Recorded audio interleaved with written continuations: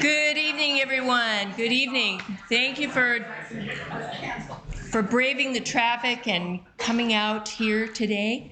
Wow, you know, it was just about a year ago that Leroy Russ, famous Leroy Russ, if you know him, just sent an email out to SCMA members. Hey, who's interested in going to the Italian Dolomites and going on a Via Ferrata trek? And we're like, yes, yes, yes.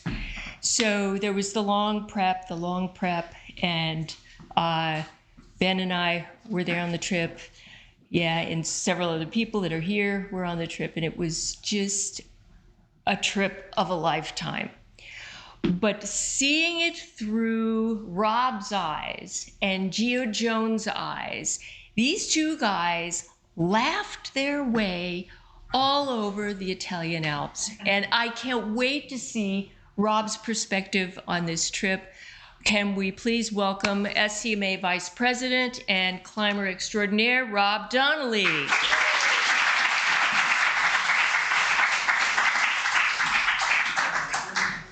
Thank you for that warm introduction. And thank you to the SCMA and the Caltech Alpine Club. I think it's really awesome that we get to do these joint events together. So Pam, thank you for that intro and kicking it off. It's interesting that you said you did a lot of prep, because I felt like I didn't do very much prep for this trip. And that was one of the nice things about this trip, is like, oh, all I have to do is like pay money, and like all the stuff was figured out for me. So that's awesome. Let's go. Thank you. Oh, let's try the. No, that's good. Okay, I think that'll work. All right, so just to kind of orient you, so Cortina is a little mountain town in Italy, and that was our home base, and this is where it is. So if you go directly south, I don't know if you can see way back there, but it says Venice. That's where we flew into, and then we took an express bus up to Cortina, about 2 hours away. And so this, so you'll be getting to learn, get oriented with this map. We'll see this throughout the presentation. So starting off on day 2. That's when we arrive in Cortina. And first we have to do some character introductions. All good stories have good characters. And our first character is Gio, who Pam mentioned. And yeah, it was perfect that Pam mentioned what she did, because I had never really hung out with Gio before this. I mean, we knew of each other and like we've talked, but never really hung out. And we were going to be spending 2 weeks together on this trip. Gio was the next youngest person in the group, and so we just kind of naturally paired up. And yeah, so this is at a restaurant right near the hotel that we were staying at, and we ordered some water and some pizzas, and the waitress brings out these glasses, a bottle of olive oil, and these really thin breadsticks that are like, they're almost like straws. And we're like, well, like, it's like MacGyver, right? Like, you have these 3 things, and like you're trying to make them work together. And Gio's like, he's very, he's bilingual, and he's like very authoritative, and like he knows what's going on. So his second language is Spanish, so not Italian, but he's very sure of himself. And he's like, what you do is you take the olive oil and you pour it in the glass, and then you take the breadstick and you dip the breadstick in it. And I'm like, that's weird, but when in Italy. And the waitress comes out with the pizzas, and she's like, you don't put olive oil in the glasses? Like, you don't drink the olive oil? We're like, oh my God. And our second character at the beginning of the story is Jorg. So Jorg, he was our guide, and he's the owner of On Top Mountaineering. And Jorg and Leroy, who we'll meet later, they go way back. Like, they've been climbing for 20 years or so.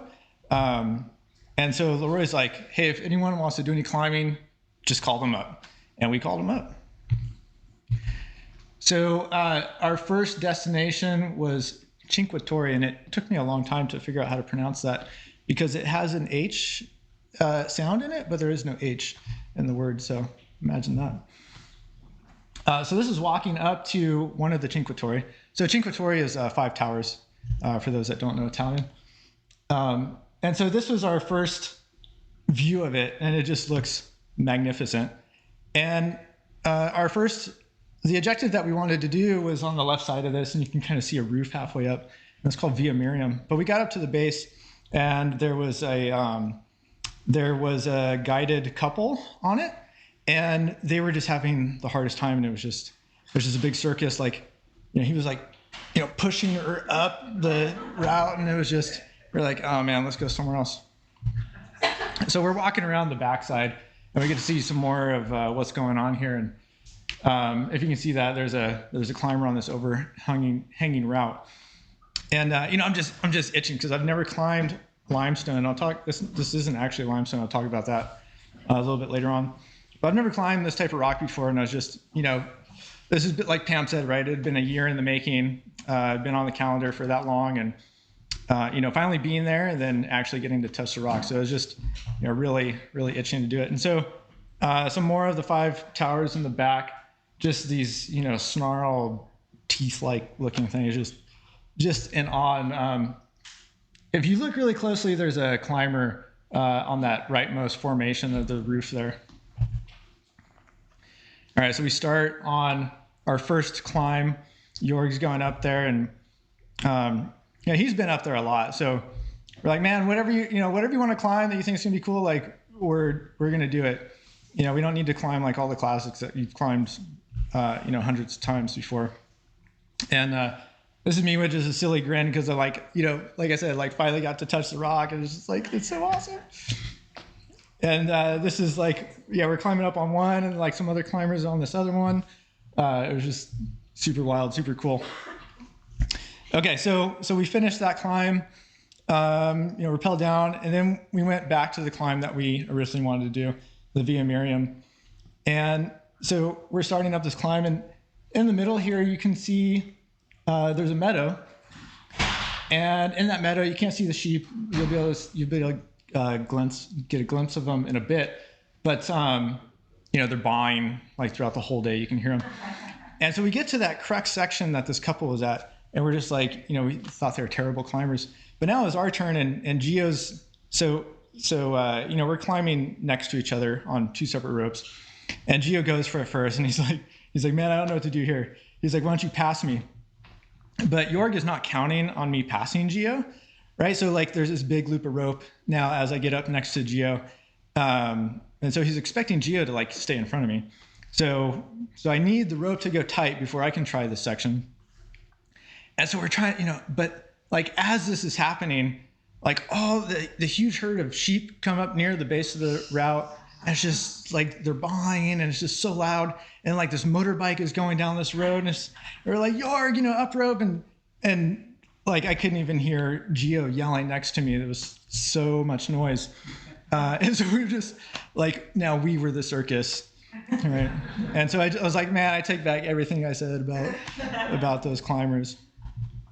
So this is, Gio's going to narrate for us. Bird just went by his head.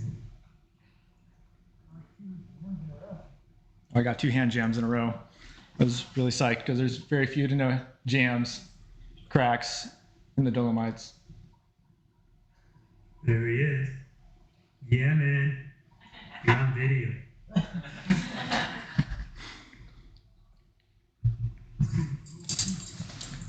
Was it on? So we're at the roof now. And he said, oh, it's all hands. And I would have been like, oh, there's no feet? Oh, yeah. It turns out there are feet. Woo! How was that? That was spicy. Nice explosion. And then in the third one's not a video, it's just a photo. But you can kind of you can kind of see some of the style that we're not used to here in the States. So we're belaying off the anchor. We're using, what is that? Is that a munter? Yeah, so a munter, belaying off the anchor. And the anchor is just, I tried not to look at it because it's just this like round, there's like a single bolt that's going into the wall, and then there's like this round loop of metal. and like everyone's just clipped into this one piece, and I'm just like, oh, okay. All right, Jorg knows what he's doing, I guess.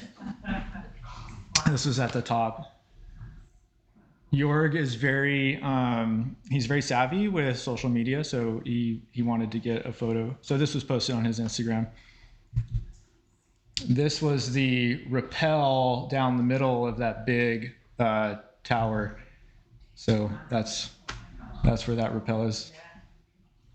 Full rope length, free hanging rappel. Really cool. All right, so that was day 3. Now we're on to day 4. So went back to Cortina. Cortina again is our home base, and now we're gonna go climb at this face called Lagazuoi. And Lagazuoi is gonna show up a lot in this presentation. And so we went and did this route. Again, this was really great because Jorg was just like, I don't know, I have so much like decision paralysis, like, what route should we do? Is it gonna be too hard? Is it gonna be too long? And just like deferred all that to Jorg. Like he knew what we were into, and he just took it from there and found this really cool route that he hadn't done before. So it was an adventure for all of us. And he called it 5.8. But I found it really hard for 5.8, and I looked it up on Mountain Project, it said 5.9. So we're gonna go with 5.9. And this is really foreshortened. You can only see the first 3 pitches of the route here. So yeah, a little bit more about Dolomites. So we went into this thinking like, we're gonna climb limestone. Well, it's actually not limestone. It's like limestone plus. So limestone is calcium carbonate, and Dolomite is basically that, but with some magnesium in it. But the feel is from what I've seen of I haven't touched limestone, but from what I've seen, it's very similar. And you can get a feel for, so like I said, there's few to no cracks. And this route in particular, this pitch in particular, the protection was mostly threads, right? So you can see one of the threads here. And Jorg was on this section. This section was really cool because the exposure was just awesome, just a great position, and got this really good photo of Jorg. And Gio was a little jealous because he had taken what he thought was a really great photo of Jorg the previous day, and Jorg definitely liked my photo better. All right, here's Jorg doing this is the start of the last pitch, and it's quite cruxy, I thought. This is overhanging.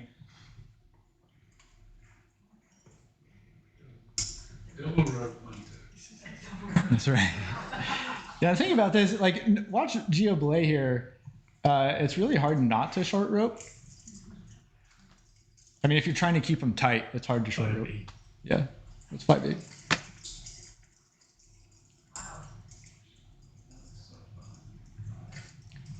Yeah, this was, it was actually pretty manageable. It was this section was, it was overhanging. And I'm not great at overhanging, so it was very juggy. So yeah, you could power through it really easily. And this was the walk-off, which normally I'm like, no, I'd much rather walk off than rappel. Walking off is much safer than rappelling on average. And I did not feel that way on this descent. And I'm not purposely walking this close to the edge. There's a rock kind of pushing me out that you're not seeing. The other thing too is that it was very marbly, which. Whew. And then once we got to a certain point, we got onto one of the Via Ferratas and we're descending. And I'm going to play this whole thing through because you can get a feel for Jorg's personality. And like how he admonishes me without actually admonishing me. He admonishes me by complimenting Gio. You'll see. Gio is a diligent clipper. A diligent clipper, we'd like to see that. Yeah, thanks, Jorg. Yeah.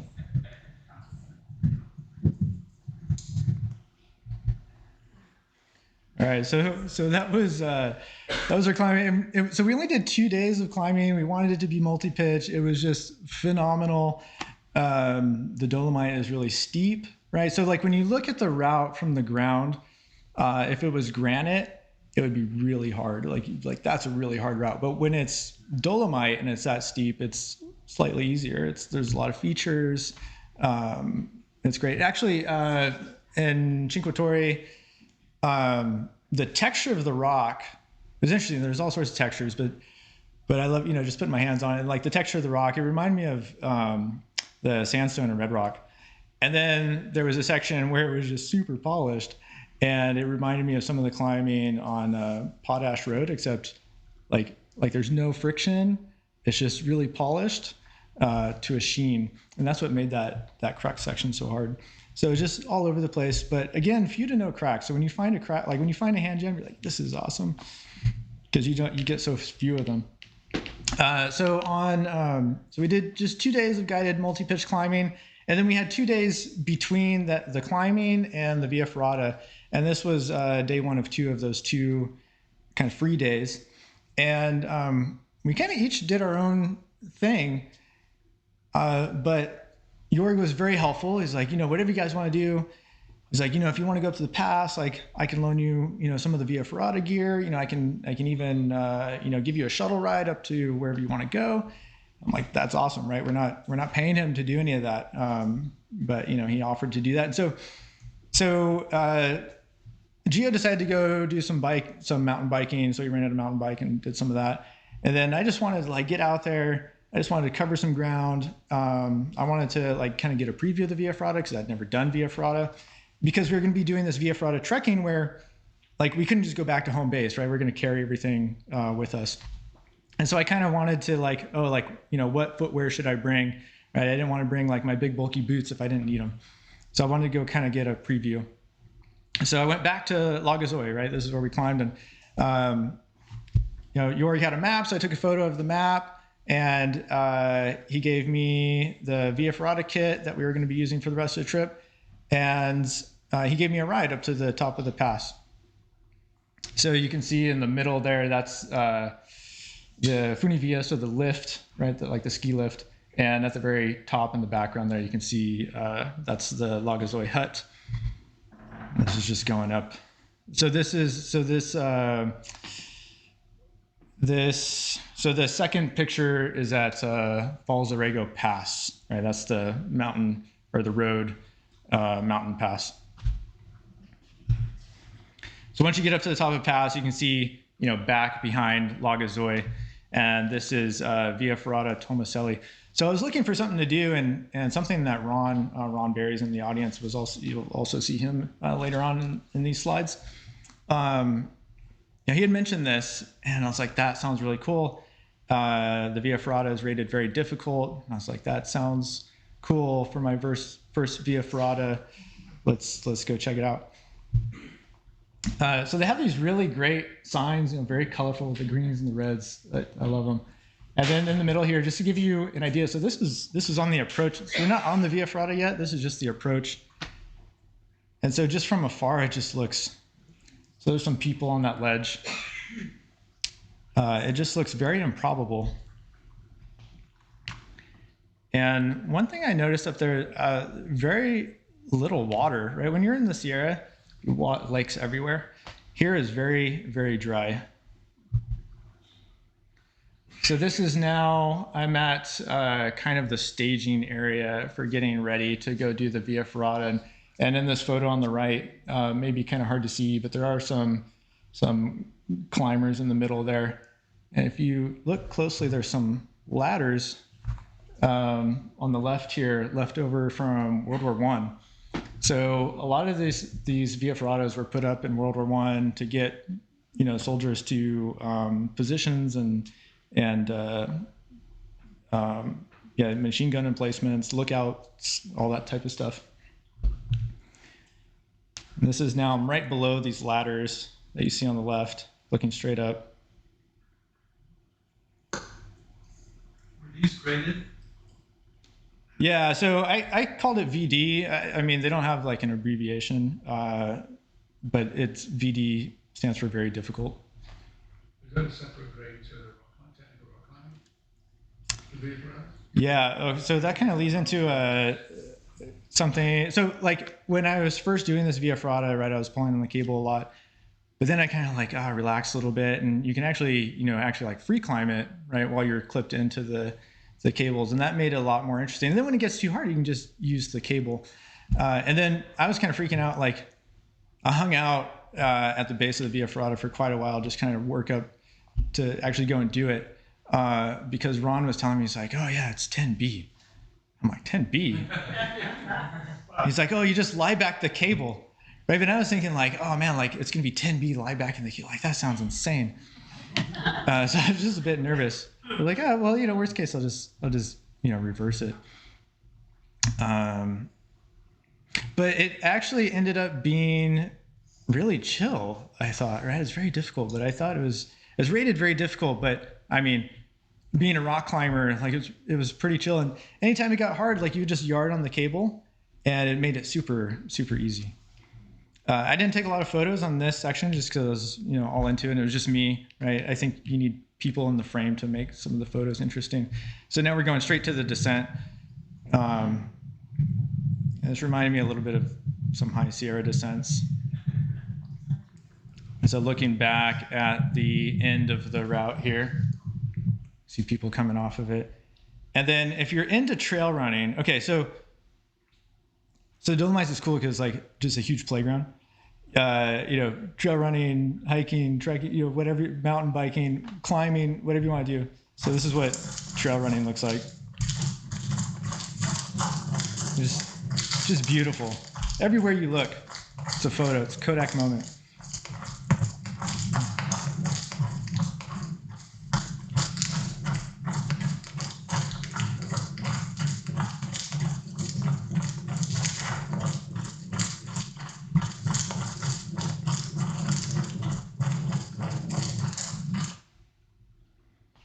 There are no bad views in the Dolomites.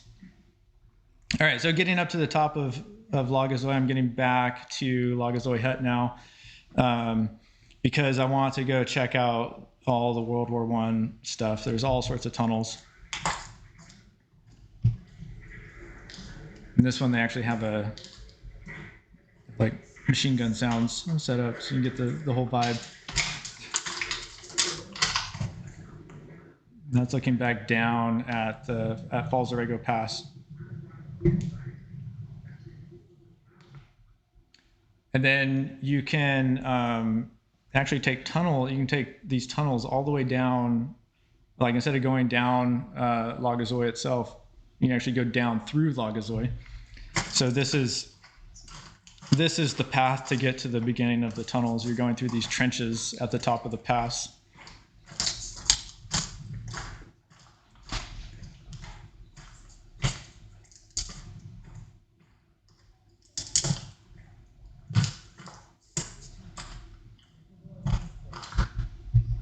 And then you get in the tunnels, and it's just, I don't know how high Lagazuoi is. I didn't research that or look it up, but it's at least 1,000 feet, and you're in these tunnels the whole time. You definitely want a headlamp. Yeah. It was also really cold. I could also see my breath. Those tunnels are just there, or were they? They were built in World War I.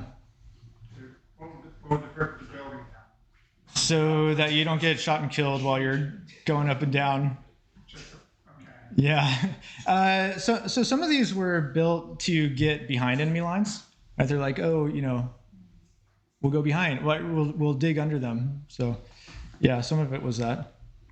All right. So this is my slide to remind me so I missed not the last bus, but so I got down to the Falls Orego Pass, and then you can take a bus back to Cortina, but I just missed the bus, and the next one wasn't for 2 hours. So I started just walking down the road with my thumb out, and I have my helmet on the back of my pack, and that's like if you want to hitchhike, like that's the key, is put a helmet on the back of your pack. So a fellow climber picked me up with his wife and his like 1.5-year-old daughter, and they were up there. He was part of SAR, Search and Rescue. And they were up from near Venice, so they don't actually live up there, but they were doing, they were practicing like multi-pitch rescue, right? Like picking someone off the side of a cliff. And so we were talking about all sorts of stuff. We were talking about Lynn Hill, like they had Lynn Hill come out, and I was like, oh, we're going to have Lynn Hill come out too, right? That was about a month ago. And he's like, oh yeah, I put Lynn Hill on her ticket, and we had to get her new tickets because like you have to put like your full name. So I think it's Carolyn. Carolyn. Yeah. So I asked Pam. I was like, Pam, what did you put on her tickets? And she's like, I got it. And then so he spoke just enough English. I don't speak any Italian, so he spoke just enough English where we could have a conversation and talk about various things. And he's like, how do you say? He's like, is it Yosemite or is it Yosemite? And I laughed because like, yeah, we joke, right? But so I filled them all in. Like, yeah, if you're joking, it's Yosemite, but if you don't want people to laugh, it's Yosemite.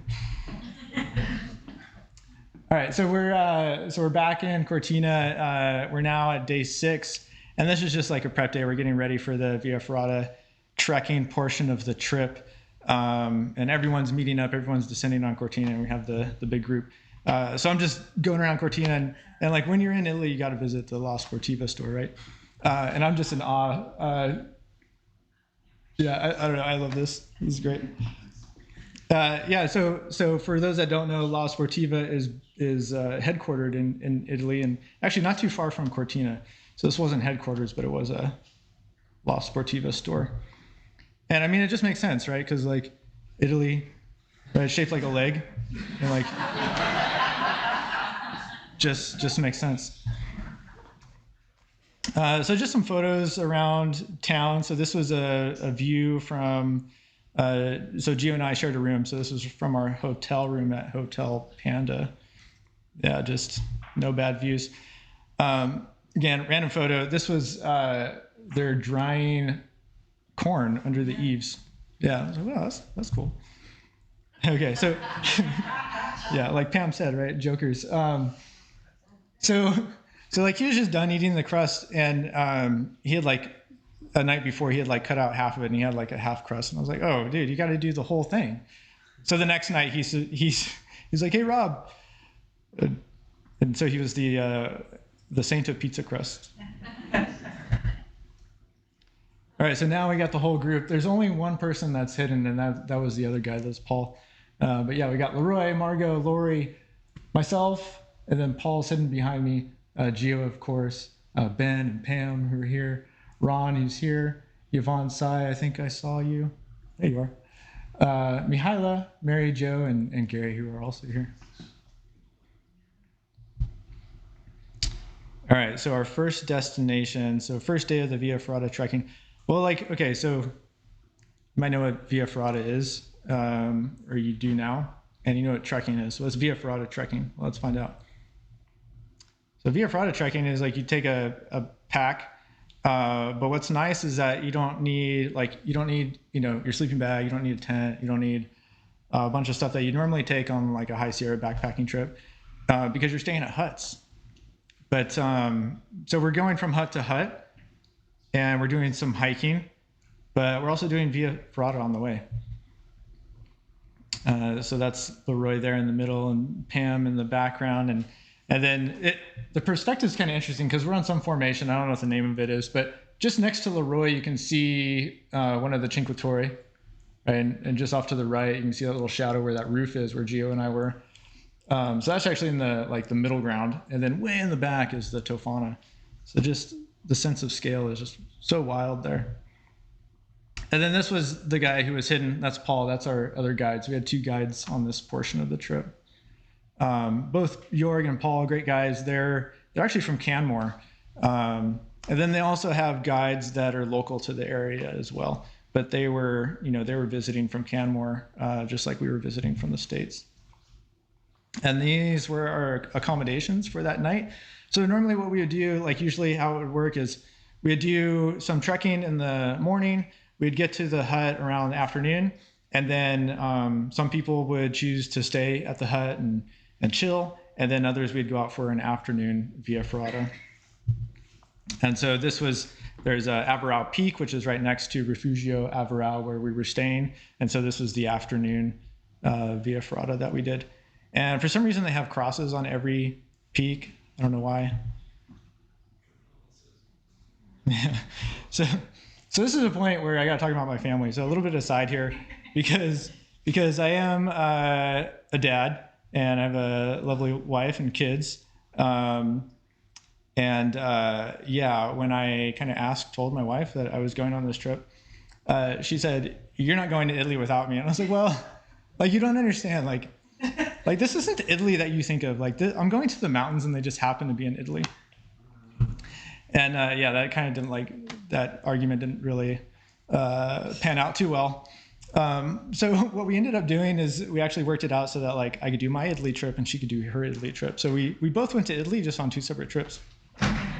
So I could do the mountain thing. She could do like the whole like, I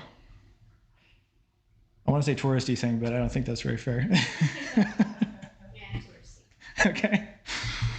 Yeah, and the way I was looking at it is, yeah, I mean, my kids are at a certain age now where they require less like attention and like effort than they did when they were a lot younger. And I'm also like almost 40, and I'm like, as far as like the average life expectancy of U.S. males, I'm closer to death than I am birth. So I'm starting to think about like these things that I want to do, and like how am I going to do this with a family, and like how are we going to make this work? Because I love doing things with my family, but there's also things that like they're not as into, or like I can't do it to the level that I want to do it. So how do we work that out? And I think we arrived at something that worked. Oh, sorry, I skipped ahead. So it was really at this point in the trip when I posted this picture to my Instagram where like I think my wife really like, this is the one that resonated with her. Like, she's like, this is why we're doing separate trips. Like, it wasn't the climbing. It wasn't like, the carrying a pack. It was like, it was this picture. So almost everyone in one room. There is one key person that's missing from this photo, and that's Gio, because he had like some kind of stomach bug or something. So we were like, oh man, like this is what you were here for, and you don't even get to like go on the trekking portion of the trip. All right, so the next day we're making our way from Refugio Averau to Refugio Lagazuoi. Again, back to Lagazuoi. Lagazuoi is great. And someone makes an appearance. Who's in the house? So Gio is finally feeling better. He hadn't eaten very much or hydrated very much, but we got him out there and like he wasn't throwing up anymore, so that was great. And you can see in the middle picture, I mean, he just has this huge grin on his face, right? Because he's back with the group and actually getting to do like what we came there for. Rob.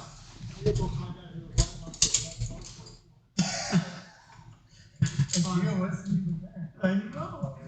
I can't take responsibility for that. You should do the clipping, shouldn't you? We got Rob on the overhead section. Okay, yeah. He says he's an amateur at this. So he just spent 2 minutes tying up his shoes with his pack. Look at him go. So pro.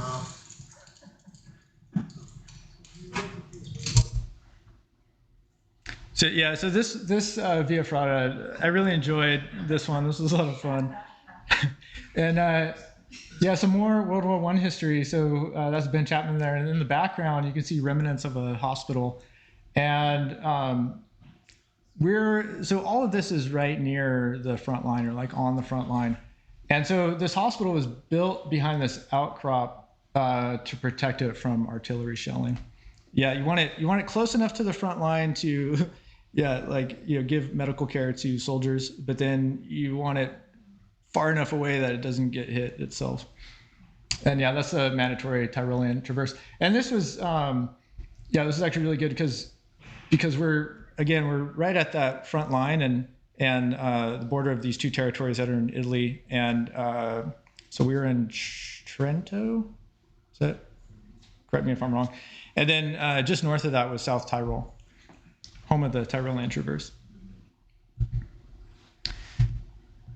There is not Dolomites. Love these videos because they give you a sense of scale.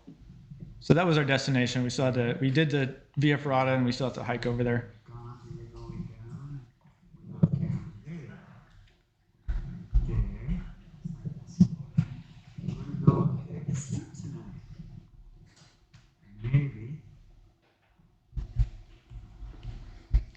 Okay, so Gia didn't get a chance to check out the tunnel. So and then there's just tons of tunnels. So there was tunnels that I didn't have time to check out the first time I was up there. So we spent quite a bit of time just going through all of them and finding some boring ones, but also some pretty neat ones with some 3D. In the middle there, you have this 3D tunnel system that was pretty cool. Okay, and so now we're at Refugio Averau, is where we're going to stay for the night. And these huts are pretty wild because they get they're remote and they need to get supplies, and they get them in various ways. And this one, like you can get it from, they can use the lift. They have helicopters, they have tractors. In this case, they had a helicopter, and this helicopter made multiple trips, and everyone was just very enthralled by it. And it was the pre-dinner entertainment.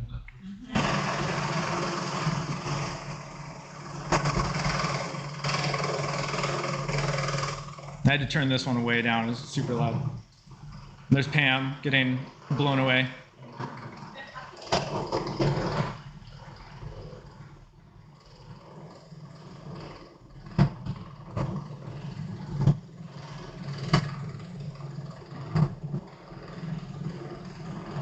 So those two guys in the bright colors, they came up on the helicopter.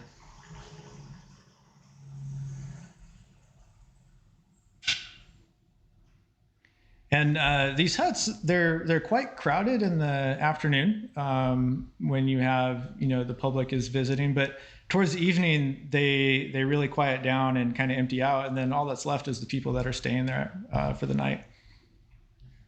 And so this helicopter, was coming by so many times, so we could get so much video and photos in different angles. And then when he landed, so when he was done, he landed and then came in, like their whole helicopter crew, they had a beer, and like all the women were all over them. And then they took off with one of the women, like after they finished their beer. We're like, wow, that's something. This was dinner at the at Refugio Lagazuoi. And these were our accommodations. So quite nice. So Gio and I had a room to ourselves, and Gio's a little bit older than I am, so I let him have the bottom bunk, and I had to kind of like do some 5-6 moves to get into the top bunk, and it's like, yeah, and like the ladder's right at the lowest point. And really, yeah, it was good. But I mean, we were there to climb, so it was all good. All right, and so how we did the Via Ferrata trekking is we broke it up into two halves. So we had 2 nights in huts, and we come back to Cortina for 1 night, and then we do another 2 nights in huts. And so that night at Lagazuoi, there was a big storm that came through, and so I knew that the sunrise was going to be just phenomenal. So had to get up early and go out and brave the cold to go take these photos. Now we're heading down. We're doing. I don't know.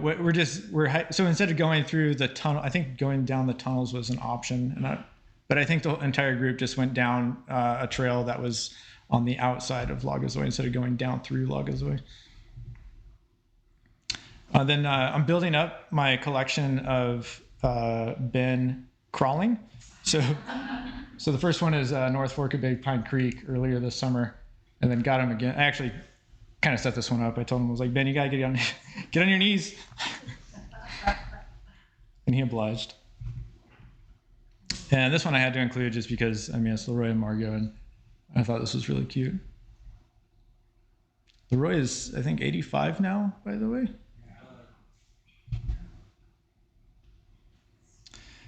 So this is looking down, we're coming down Lagazuoi and looking down, and just notice you can see this network of trenches, right? There's just so much evidence of World War I up there. And as we were coming down, some weather came in, And finally got to use all the rain gear that I had just bought. So I was really happy about that. Like, yes. And it just rained all night in Cortina. It was like a little bit, what's in store for the second half of the trip. So now for the second portion of the Via Ferrata trekking, we're going to the other side of Cortina. And again, this was a day after a storm. And we started out at this really touristy trailhead, but quickly got away from the hut that's at the top there. And you can, it was called Refugio Averau. And so it's at the top of this valley. This is where the photo is taken. And so we're looking down into this valley, looking down onto Aranzo di Cadore. Again, then we visited our hut, and then this was the afternoon Via Ferrata. And Paul said earlier, he's like, yeah, it looks like it might rain. You might want to put on your rain pants ahead of time. But he didn't listen to himself. I was the only one that listened to him. He didn't even listen to himself. So he's, mid-route putting on his rain pants. And then it really started to come down. So this middle photo here was taken by Jorg when he was at the top of this ladder system. And this is where it really started coming down. And so at that point, Jorg was a party pooper and said, we all got to go down. It's like, oh, okay. This is waterfall. Yeah, in the middle of the Via Ferrata. Yeah. We've got Going down now. people coming down the rock.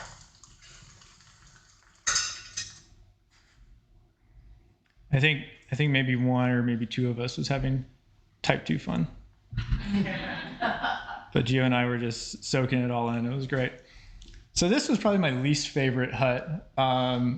So at all these huts, you had to bring not a sleeping bag, but a sleeping bag liner, because because they're so remote and they don't have facilities that you normally would at like a hotel. You have to bring this liner so that you don't dirty their sheets. Well, at this one, I felt like I was using my liner so that the sheets didn't get me dirty. Oh, and then several of us got COVID later on in the trip, and we think that might be the hut where we got it. So now we're leaving that hut that we just saw, and we're going down into this valley, and we're going to the road, and then we're going to catch a shuttle to do the last leg of the Via Ferrata. So the photo on the left there, that's the Tre Cime, which is, so we talked about Cinque Torri, which is 5 towers, and the Tre Cime is 3 peaks. So Gio's going to war. I'm joining him. We're about 100 years too late. There's nobody there. He has this little app on his phone. It's like, we went up to the top of this peak. I have the name of it in here somewhere. Oh, and there's Mary Jo. There's your photo that I mentioned. So this is the top of Monte Bertono. Yeah. So this is probably the most substantial cross that we came across. All right, and so there was a mini competition to see who could pronounce this, and nobody could. And I've been practicing it forever. So Büllelejochhütte, I think is. I think that's. Oh, okay, excellent.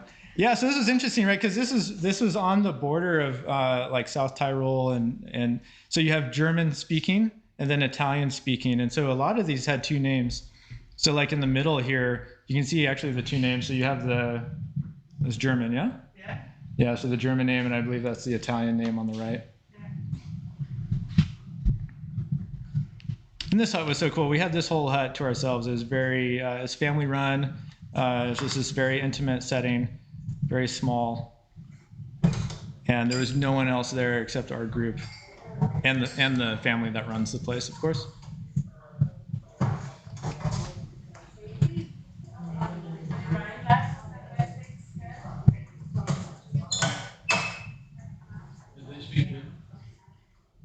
They spoke lots of languages. Yeah. Yeah.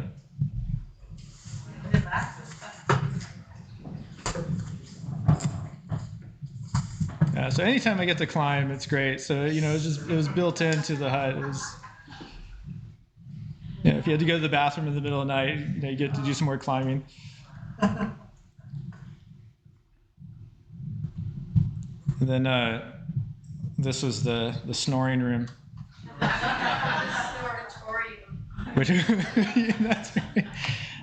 Which I was one of 3 that was banished to, but we heard a lot of snoring in the other room. Yeah, that's right. That's right. This was dinner. Some people started dropping from the group. So Gary wasn't feeling well, so he wasn't here, unfortunately. And then Leroy also banged up his knee, so he wasn't at this hut as well. This is just a map that was on the trail. I thought was really cool. I got a picture of the Tre Cime, and then you got the Dreisenhütte. And this one was also, this place was a zoo. So the parking lot was on the other side of Tre Cime, and it was like a pilgrimage or something. And the trail was super wide. You could fit like 2 cars side by side. And it needed to be that wide because there were so many people. It was probably my least favorite part of the trip. But this part was cool. This was our last Via Ferrata. And there's an easy Via Ferrata and there's a hard Via Ferrata. So the easy one's on one. So you go up the hard one, you come down the easy one. And the reason why there's 2 is because they started out easy, but that side was exposed to enemy fire. So we need a more protected route up there. And of course it was harder. But this one was cool. This was another ladder Via Ferrata. And this one had a ladder, like you're climbing up this really big chimney, and then there's a ladder that spans the gap.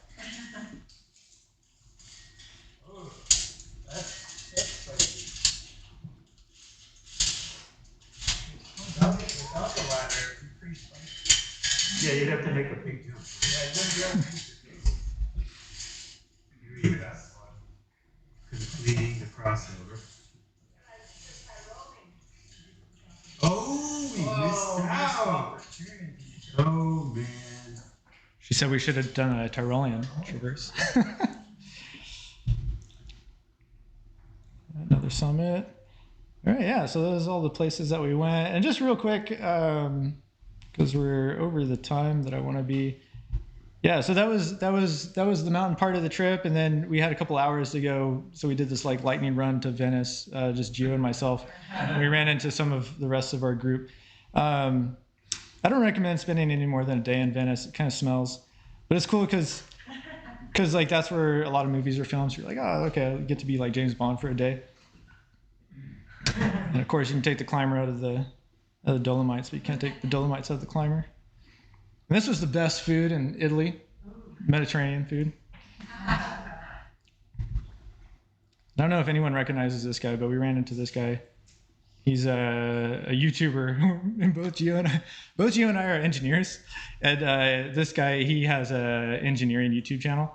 And we both look at it, we look at each other.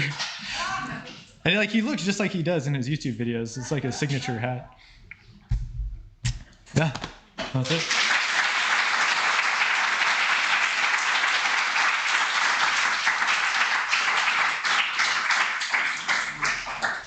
So with that, I think we have about 10 minutes for questions. Alexander? I noticed that everybody's wearing like hiking boots. Is that the recommended thing to wear in that trail running shoe? That's a great question, because that was one of the things, like I mentioned, I was trying to figure out, because I had some substantial boots and I also had some, thinner approach shoes I'm wearing now. And I really wanted to bring like trail runners or approach shoes if I could. And one of the things I was worried about is they were telling me you might, like if you're standing on rebar all day, you want something more solid. Well, it turns out that might be how they do Via Ferrata in America and maybe more modern Via Ferratas. But and at least here in the Dolomites, your feet are on rock the whole time. And you can actually rock, like I was saying, you could rock climb it if you want and just use the cable as protection. And so with that in mind, I found the approach shoes to be just fine, even when I had a pack. And there'd be very short sections where you're actually stepping on the rebar. The only reason on the second half that I wore larger boots or that I wore boots was because they were waterproof and we were expecting some weather. And I was super glad that I decided on that. What's that, Pam? Yeah, these are probably the best Las Cortinas. Those TX4s? Yeah, Yeah. but they're not waterproof, so if it rains, they get wet. Yeah. That was the only reason I brought the boots. And I was glad I did on that portion of the trip. But then also, like, maybe I should have just brought both. I don't know. Inga? So how heavy was your pack on your Via Ferrata? So I went heavy because I wanted to eat well. And we also had really light packs, right? I didn't have a bear can, I didn't have a tent, I didn't have a sleeping bag. I didn't have a ton. What's that? Did you bring food? I did. I mean, we stopped at huts for lunch. So a lot of people got lunch, but I'm vegan and I didn't want to count on I didn't want to like eat salad the whole time. So yeah, I went to the grocery store in town ahead of time and got stuff that, I was, I didn't want to like eat bars the whole time either. So yeah, I think that leads into the no picnicking. Yeah. So, these huts, they are prepared for that. So they have all these signs, these no picnicking signs. And so like the whole group, we all roll up to one of the huts for lunch and they're all going to get something there. And so we all sit down at one of the benches and I have like a whole like reusable grocery bag and I just like pull that whole thing in my pack, like it's really stuffed in there. And I like sit it on the table and I like start getting everything out and I have this whole spread. And I got kicked out. She's like, no, this is the restaurant. How did you find the guide? That was all Leroy. But that's one of my backup slides. So this was on top mountaineering. Again, this was I think I mentioned it. This is my first time doing guided anything. And it was super awesome. I would definitely do it again, especially for a place that you're not familiar with. So if I went back to Cortina, now I have enough familiarity that I would be comfortable going back and not hiring a guide and just doing it on my own with a friend. But I thought this was a great way to go experience a new area, right? Because the guide, like they supplied the rental car, right? They supplied the gear. We just brought our personal gear, right? So I brought my rock shoes, my harness, and my helmet, but you could even rent that if you wanted to. And they brought the knowledge of the area, the guidebook. And then again, like you can just tell them what you're into, right? I want to do single pitch hard sport, or I want to go do, easy cruiser multi-pitch, or, something in between. I want to go boulder and like, all right, I know the spot. Let's go. Plus the reservations at the That's a good point. That's a big thing. Yeah. So like I was mentioning towards the beginning of the talk, I didn't spend a lot of time prepping for this trip. Like maybe just like a couple days before the trip is like, oh, I should probably get some like stuff together. So they took care of everything, right? They took care of reserving the huts, right? And then at the huts, like they provide dinner and breakfast. And so they plan, the guides plan the whole itinerary. And the huts were included. That wasn't something that we needed to go reserve. And actually, Lauren here. So this is cool. So Lauren was also in the area, and like we just kept missing each other. And she was there solo by herself, and she did a whole like self-guided thing. And some nights she slept in huts, and some nights she like ninja camped. I remember his book, so I had to. Yeah. I was there like the day after you. Yeah. Yeah, and you're not supposed to camp out there, right? Yeah. But people do, you just don't let anyone see you. Exactly. It looked to me like you were doing difficult Via Ferrata. On the easy stuff, or would you be tempted to dump all the gear and just use your hands? Well, yeah, like that comment that Jorg made in the beginning, right? I mean, it felt so. I mean, it felt just like hiking. So I'm like, why am I going to clip the cable? Yeah. So yeah, I didn't show. We did a lot of easy Via Ferrata. Well, and what was nice is because we had two guides and we could split, and then it got to a point where the guides were like, oh, you guys know what you're doing. So if you guys want to go off on your own, that's fine too.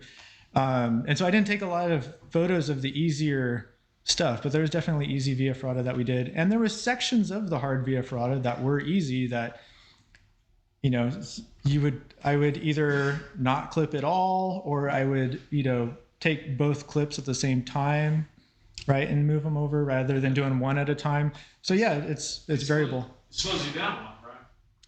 Yeah, well, and like that, I think the video towards the beginning where Jorg commented like, "Oh, diligent clipper," right, and you know, like he's just walking, right, and he has to stop and then like clip and like keep going. Yeah, so yeah, it is very inefficient, especially for the easier terrain. But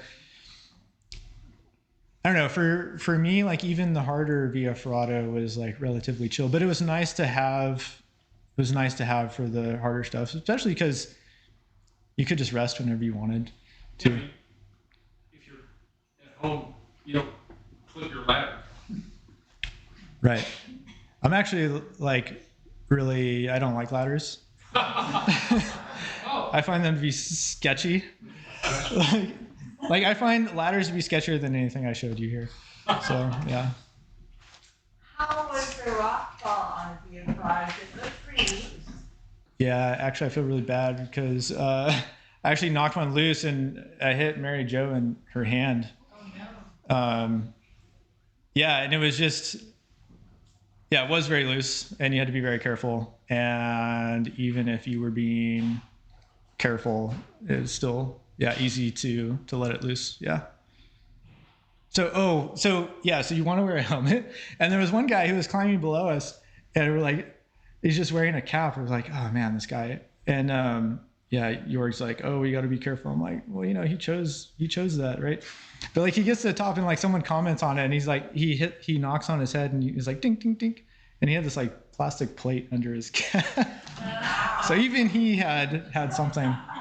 You look casual, but you were. Yeah. Hesky? You mentioned that there weren't that many water sources Yeah. in the area. Like, so what did you do for water? Was it like from hut to hut, or?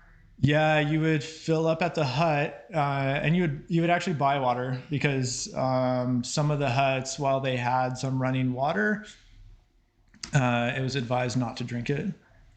Yeah, and there was one case where I had some extra, so it's naturale, which is still water, or frizzante, which is the sparkling water. And so I couldn't drink it all. So I was like, oh, I'll put it in my soft water bottle. And we were hiking down. I'm standing there, and it goes,